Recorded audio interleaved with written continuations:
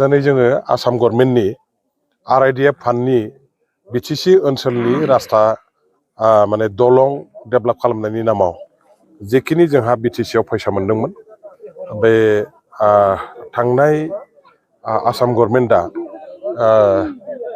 UPPLनि सरकारनि आमोलाव जेखिनि माखासे बिथांमोननो खामानि मावनायनि नामाव फैसा हरनो गोनां दङमोन बे फैसाखौ UPPL सरकारा आदाय खालामनानै लाबोनो रोङियाव आसाम गभर्नमेन्टनि माने आसाम गभर्नमेन्टनिनो PWD बिभागाव बे थाखाया गोग्लैसोनानै दंमोन। दा बेखौ जोङो बिटिसि ओनसोलनि लामा जाम्फै लामा दालां मावनायनि थाखाय जों बिनानै लाना फैदों आरो बेवहाय दा आङो आंनि समस्थियाव गासै RIDFनि नामाव दोंथाम लामा बे लामाखौ हमनाय जादों।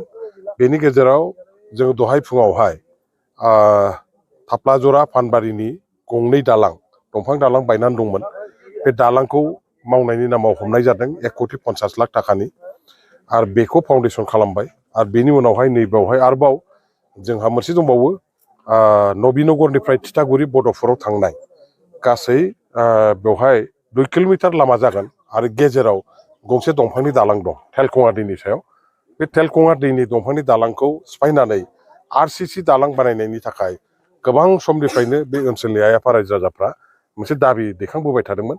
बेखौ जोङो दिनैहाय बे RIDFनि आसाम गभर्नमेन्टनिफ्राय मोननाय फैसाजों जोङो लुफुंनानै लानो हासिगोन। लोगोसे 2 किल'मिटार लामायाबो जोंहा सलासल जासिगोन। दा नर्थ गंनियानि आइ आफा रायजो राजाफ्रा सिद्दायै कसुगाव बे बाजारसिम फैनो थाखाय सिं नैबे साहाथिंजायनि लामाखौ जोङो नबीनगरजों ओंखारबोनाय बे लामाखौ जुदि बानायनो हायोबा दालांबो जुदि जायोबा रायजो राजाफोरनि हान्था मेलायाव जथेस्थ' मोजांसिन जागोन। रायजो राजाफ्रा बेखौ नोजोर होनानैनो सिगांनिफ्रायनो बे लामाखौ मावनो थाखाय दाबि दैखांबोदोंमोन।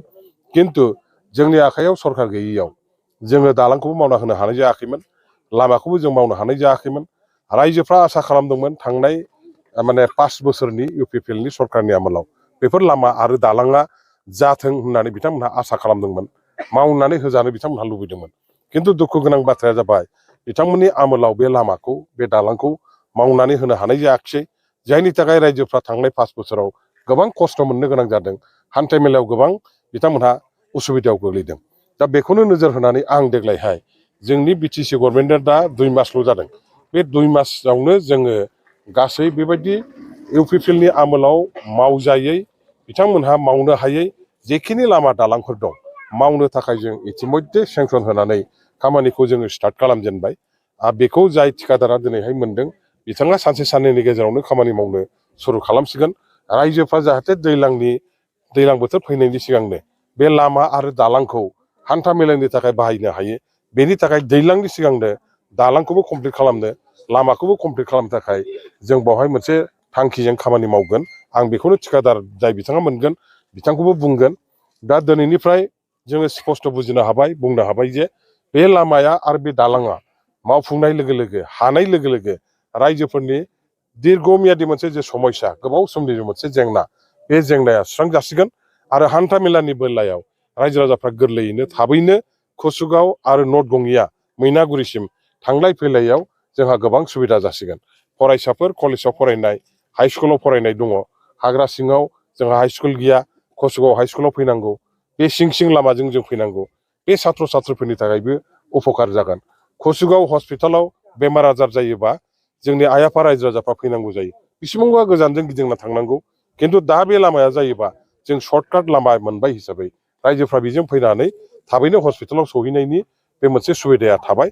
गतिके जोंहा आरो फारसेथिंजाय मोनसे बाथ्रा जाबाय मा, जोंनि नैबे खाथियाव थानाय साहानि रायमना नेसनेल पार्क जे दङ, दा बे रायमना नेसनेल पार्कखौ रैखाथि होनो थाखायबो बेनि हाग्राखौ बेनि जिब जुनारखौ रैखाथि होनो थाखायबो जायफोर फरेस्ट बिफाननि जोंहा बेवहाय माने कर्मचारिफोर दं, अफिसारफोर दं, फरेस्ट गार्डफोर दं, बे लामाया बिथांमोननि थाखायबो जोबोद मोजां मोनसे बाहायजानाय लामा जानो हागोन।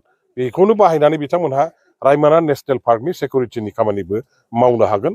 ओनसोलनि डेभेलपमेन्टनि थाखायबो बे लामाया खुब उपकार।